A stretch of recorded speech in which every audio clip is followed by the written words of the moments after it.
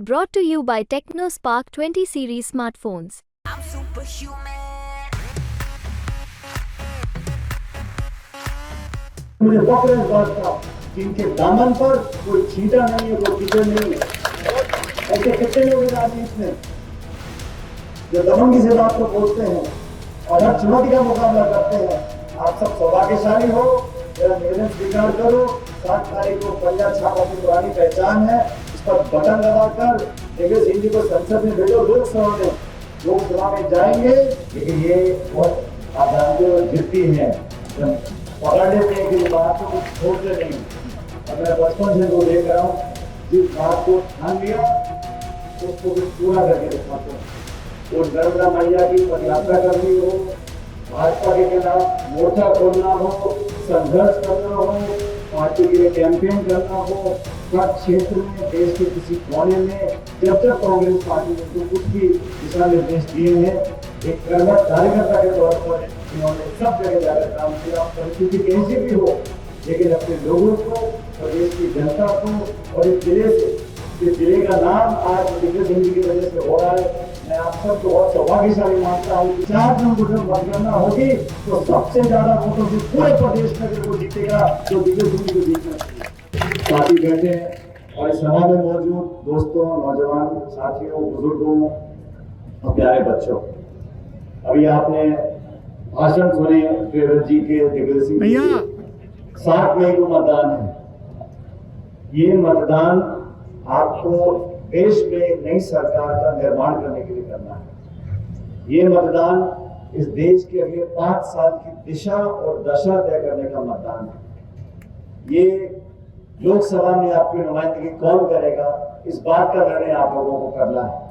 और मुझसे पूर्व में जो भाषण दिए, मुझसे बेहतर आप जानते हो कि आपने जिन सांसद को चुन के रखा है उनकी तुलना अगर हम दिग्विजय सिंह जी से करें, और मैं इसलिए दिग्विजय सिंह जी को बोल रहा था कि आप मेरे से उम्र में बड़े हो, सब चीज में बड़े हो, स्वर्गीय पायलट साहब के साथ आपने काम किया है, ये मुझे शोभा नहीं देता कि मैं आपके बाद भाषण दूं, लेकिन ये बहुत आप जानते हो जिद्दी है, जब पकड़ने में कि बात को कुछ छोड़ते नहीं। और मैं बचपन से इनको देख रहा हूँ, जिस बात को ठान लिया उसको भी पूरा करके दिखाते हैं। वो नर्मदा मैया की पदयात्रा करनी हो, भाजपा के खिलाफ मोर्चा खोलना हो, संघर्ष करना हो, पार्टी के लिए कैंपेन करना हो, हर क्षेत्र में देश के किसी कोने में जब कांग्रेस पार्टी ने तो कुछ भी दिशा निर्देश दिए हैं, एक कर्मठ कार्यकर्ता के तौर पर इन्होंने सब जगह जाकर काम किया। परिस्थिति कैसी भी हो, लेकिन अपने लोगों को, प्रदेश की जनता को और इस जिले से, इस जिले का नाम आज दिग्विजय सिंह जी की वजह से हो रहा है। मैं आप सबको बहुत सौभाग्यशाली मानता हूँ कि इतने लंबे अरसे के बाद दोबारा पार्टी ने यहाँ पे इनको आपके बीच में उम्मीदवार बनाया है। देश में घूम कर आया हूँ, केरला से लेके उधमपुर जम्मू तक पूरे देश में बदलाव का माहौल बन चुका है। पहले 2 चरणों में जो वोट पड़ा है, अब वोट ऐसी चीज है कि लोग बात करते हैं, अखबार टीवी में नहीं आएगा, लेकिन लोगों से बंद कमरे में बात करो कैसे आप जाना तय है। भाजपा का राज खत्म होने वाला है, लेकिन सबसे महत्वपूर्ण है, मध्य प्रदेश में हम सरकार नहीं बना पाए, लेकिन दोबारा मौका हमको मिला और मेरे को आपसे नाराजगी भी है। मैं तो विधानसभा क्षेत्र में प्रियव्रत जी के लिए वोट मांगने आया था, आपने बापरे तो बचड़ा लगा दी, यहाँ पर 13,000 वोट से रह गए, लेकिन आप लोगों को मैं सचेत करने आया हूं। दिग्विजय सिंह जी चुनाव जीत रहे हैं, कृपया करके इस हवन में अपनी आहुति डालो और 36,000 में कम से कम जीत होनी चाहिए दिग्विजय सिंह जी की। ये निवेदन आपसे करने के लिए आया हूं। सोनिया गांधी जी ने, पूरे गांधी परिवार ने, खड़गे साहब ने जब दिग्विजय सिंह जी को बोला, तो वैसे भी सांसद है राज्यसभा के, लेकिन आप लोगों का मान सम्मान रखने के लिए, संसद में आपकी आवाज को बुलंद करने के लिए आप सब लोगों के बीच में आए। जैसा खुद कह रहे थे, आपके भरोसे पे चुनाव लड़ रहे हैं और पूरी बीजेपी की ताकत, सारे मंत्री, मुख्यमंत्री, प्रधानमंत्री सब टूट के पड़े यहाँ पर, ये देखने के लिए कि हम भी देखते हैं राजा चुनाव कैसे जीतेगा। अरे चुनाव जीतेंगे, डंडे की चोट पे जीतेंगे और बहुमत से जीतेंगे। आपने 2 बार जिनको वोट दिए उनका भी काम आपने देखा, और 4-5 दशक से खून पसीना मेहनत कर कर इस क्षेत्र का जिले का तो नाम रोशन किया है। आज उस मजदूरी की दिहाड़ी देने का समय है। भूल जाओ जाति, बिरादरी, धर्म, ये सब बातें भूलकर कांग्रेस पार्टी सबका परिवार है, 140 साल पुरानी पार्टी है। मैं तो विशेष रूप से मैं कल छत्तीसगढ़ में था, आज मैं वोट मांगने आपसे आया हूं। कोई साधारण प्रत्याशी नहीं है, आपके अपने हैं, आपके माननीय हैं, और मुझे खुशी होती है बोलते हुए। इतना लंबा और अधिक जीवन रहा, प्रदेश अध्यक्ष, सांसद, विधायक, मंत्री, मुख्यमंत्री सब पदों पर रहे, लेकिन मुझे फक्र है इस बात का कि इनके दामन पर कोई छींटा नहीं है, कोई कीचड़ नहीं है। ऐसे कितने लोग हैं राजनीति में जो दबंगी से बात तो बोलते हैं और हर चुनौती का मुकाबला करते हैं। आप सब सौभाग्यशाली हो, मेरा निवेदन स्वीकार करो। 7 तारीख को पंजा छाप अपनी पुरानी पहचान है, इस पर बटन लगाकर दिग्विजय सिंह जी को संसद में भेजो। लोकसभा में जाएंगे और जो बदलाव पूरे देश में हो रहा है उसके भागीदार आपको बनना है। ये लोग पहले बोलते थे 300 पार, 400 पार, 500 पार, अभी सब चुप हो गए, अब कुछ नहीं बोल रहे। तो सही कह रहे हो, अब वो समझ गए कि हमारी जमीन खिसक रही है, और 10 साल का पूरा समय दिया। आप लोगों को देखना पड़ेगा, तुलना करनी पड़ेगी। शिक्षा का अधिकार, सूचना का अधिकार, खाद्य सुरक्षा का अधिकार, रोजगार का अधिकार, वो सारे काम हमारी सरकार ने किए। और ये लोग, मैंने कहा ना, अब ऐसी ऐसी बातें बोल रहे हैं कि देख कांग्रेस पार्टी आ गई तो पाकिस्तान में पटाखे जलेंगे, कांग्रेस पार्टी जीत गई तो आपका घर छीन लेंगे। मतलब लोगों को डरा रहे हैं और सफेद झूठ बोल रहे हैं। हमारा घोषणा पत्र छपा हुआ है, शाही में लिखा है, किसान को एमएसपी पे कानून बनेगा, गरीब परिवार को ₹1,00,000 मिलेगा, 30 लाख पद भरे जाएंगे, दिहाड़ी लगेगा कि 400 रुपए होगी।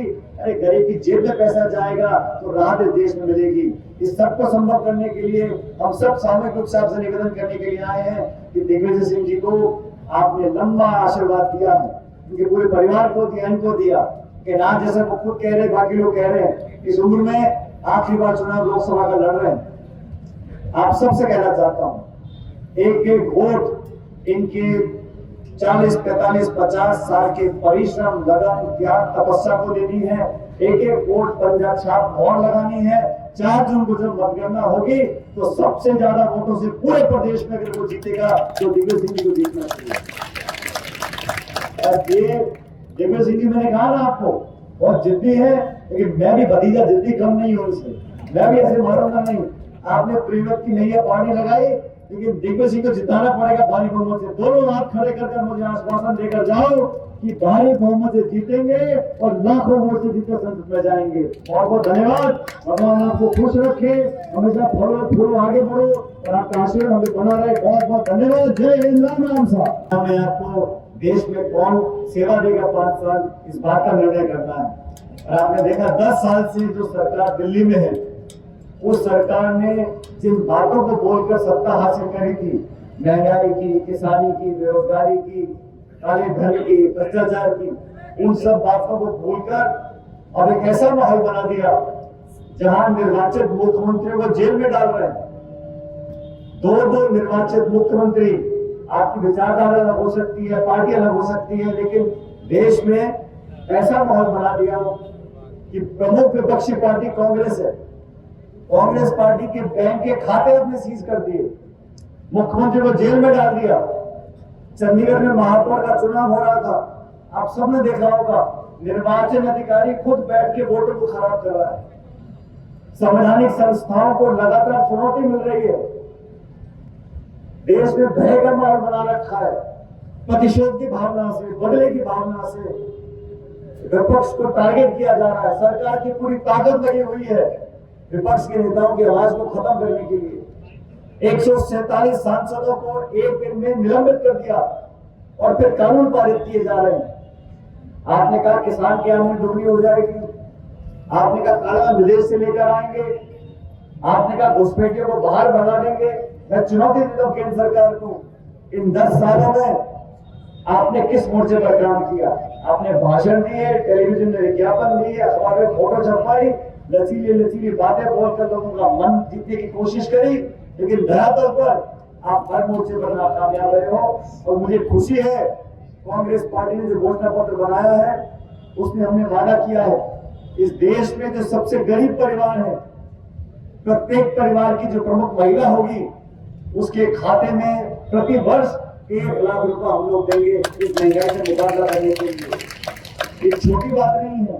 प्रति माह 8,333 रुपया उस महिला के खाते में जाएगा जो देश में सबसे गरीब परिवार है। हमने वादा किया है किसान का न्याय दिलाने के लिए। ये झूठ बोलते थे, किसान की बात करते थे। किसान का दर्द समझने वाला को दिल्ली में बैठा ही नहीं है। ये जो शासन कर रहे हैं इनको कोई लेना देना नहीं है, ना किसान से, ना खाद से, ना बीज से, ना बिजली से, ना पानी से। इनको सिर्फ बात करनी है हिंदू की, मुसलमान की, मंदिर की, मस्जिद की। और नए नए भाषण अब कह रहे हैं कांग्रेस का राज आ गया तो बहनों के मंगलसूत्र छीनकर औरों को दे देंगे। कांग्रेस का राज आ गया तो घर में अगर 2 भैंस है तो 1 भैंस छीन लेंगे आपकी। मुझे समझ में नहीं आता। कांग्रेस को 55 साल जनता ने सेवा का मौका दिया। इन 55 सालों में कांग्रेस ने क्या क्या नहीं दिया। राजीव गांधी जी ने अधिकार दिया, संविधान में संशोधन किया, पंचायत से लेकर प्रमुख और सांसद तक हर जगह आज हमारा SC, ST, OBC वर्ग के लोग जो काम कर रहे हैं, चुनकर चुनाव जाते हैं। महिलाओं को आरक्षण दिया 50% का। खेती करने वाले को जमीन का अधिकार इंदिरा गांधी जी ने दिया। सोनिया जी की वजह से आज देश में नरेगा का कानून है।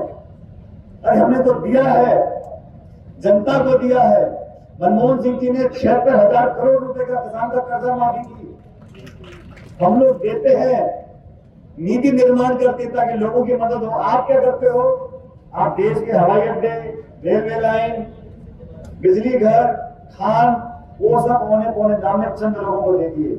16 लाख करोड़ रुपया चंद उद्योगपतियों का कर्जा माफ कर दिया। खाई बढ़ गई है दोस्तों अमीर गरीब की, सुधरने वाला कोई नहीं है। पेट्रोल डीजल देसी घी से महंगा हो गया। गैस का सिलेंडर 1100 का बिकता था, अब जाके कम किया चुनाव से पहले। इनकी सुधरने वाला कोई नहीं है। जनता, आप सब लोगों को निर्णय करना पड़ेगा।